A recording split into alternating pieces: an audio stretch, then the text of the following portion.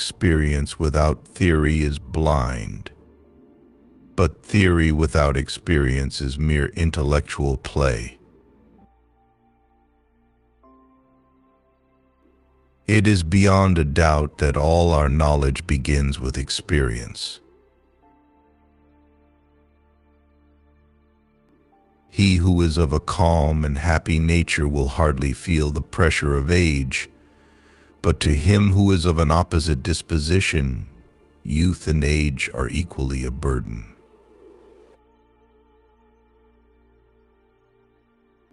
All thought must, directly or indirectly, by way of certain characters, relate ultimately to intuitions, and therefore, with us, to sensibility, because in no other way can an object be given to us. Rules for happiness: something to do, someone to love, something to hope for. Live your life as though your every act were to become a universal law. By a lie, a man annihilates his dignity as a man. Science is organized knowledge. Wisdom is organized life. Religion is the recognition of all our duties as divine commands. It is not enough to do your best, you must know what to do, and then do your best. We are not rich by what we possess, but by what we can do without. So act that your principle of action might safely be made a law for the whole world.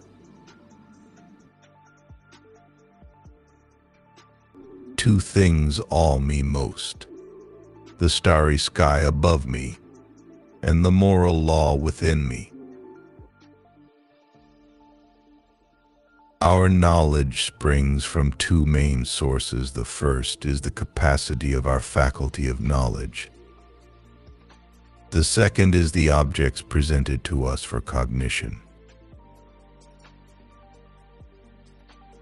The possession of power unavoidably spoils the free use of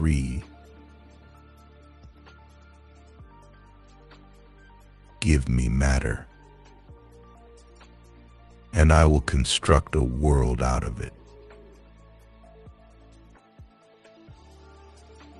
Look closely. The beautiful may be small.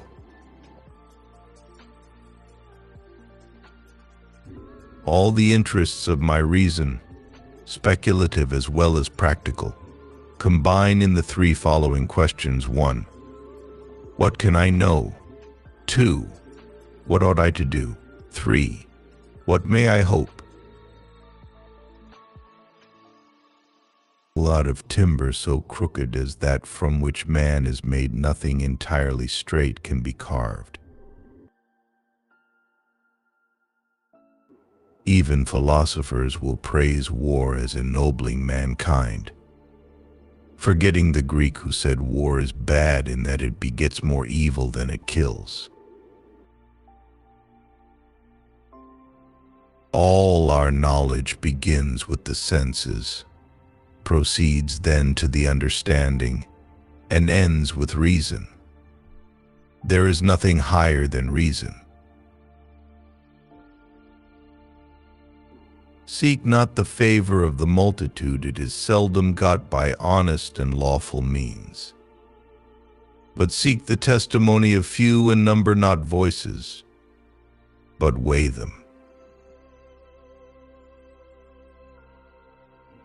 The only objects of practical reason are therefore those of good and evil. For by the former is meant an object necessarily desired according to a principle of reason, by the latter one necessarily shunned, also according to a principle of reason. I had to deny knowledge in order to make room for faith. From such crooked wood as that which man is made of, nothing straight can be fashioned. Happiness is not an ideal of reason, but of imagination. It is not necessary that whilst I live happily, but it is necessary that so long as I live, I should live honorably. Genius is the ability to independently arrive at and understand concepts that would normally have to be taught by another person.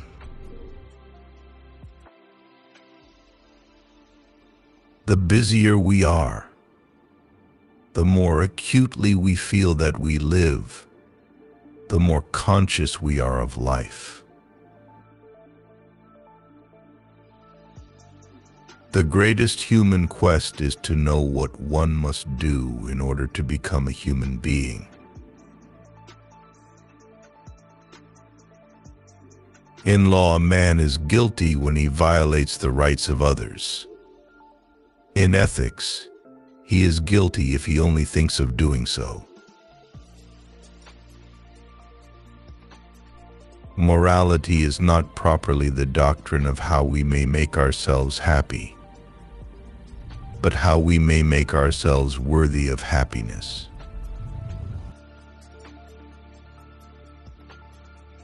Nature is beautiful because it looks like art, and art can only be called beautiful if we are conscious of it as art while yet it looks like nature. Man must be disciplined, for he is by nature raw and wild. Act only according to that maxim whereby you can at the same time will that it should become a universal law.